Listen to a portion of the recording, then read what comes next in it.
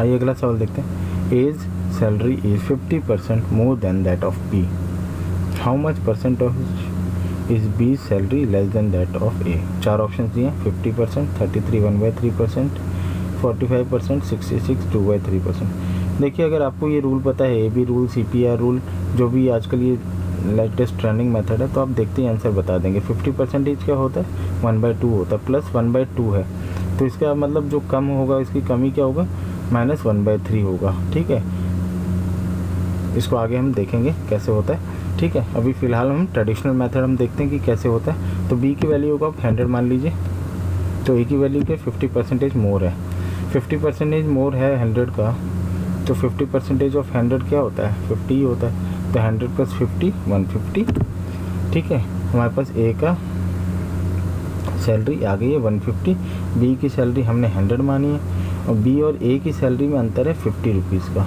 ठीक है, तो हमसे पूछ रहा है कि ए से कितना ज़्यादा है, तो ए हमारा क्या है, बेस वैल्यू आ जाएगी, तो 50/150 × 100। ठीक है, ये हमारा 33 1/3% है बी की सैलरी ए से।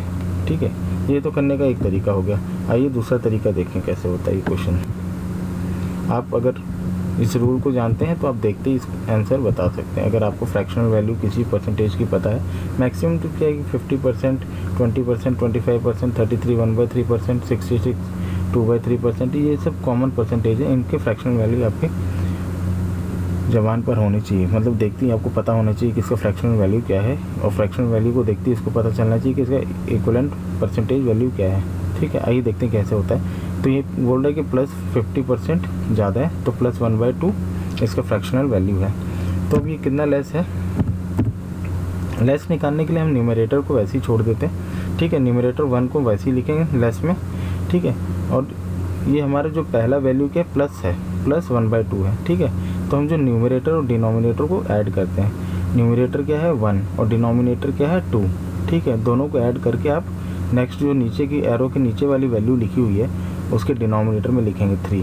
तो ये हमारी फ्रैक्शनल वैल्यू आ गई जो कम हो रहा है। ठीक है, बी की सैलरी कितनी कम है, -1/3 फ्रैक्शनल वैल्यू है। उसको परसेंटेज में कन्वर्ट करने के लिए आपको क्या करना है, × 100 करेंगे, या आपको इसका इक्विवेलेंट पता होना चाहिए कि ये 33 1/3% है।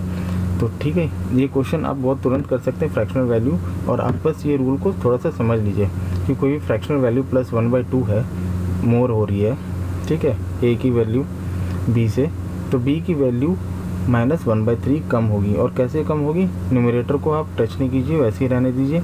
डिनोमिनेटर क्या होगा, प्लस न्यूमरेटर प्लस डिनोमिनेटर आएगा डिनोमिनेटर में। ठीक है, तो ये आपका सॉल्यूशन ऐसे होता है। ठीक, थैंक यू।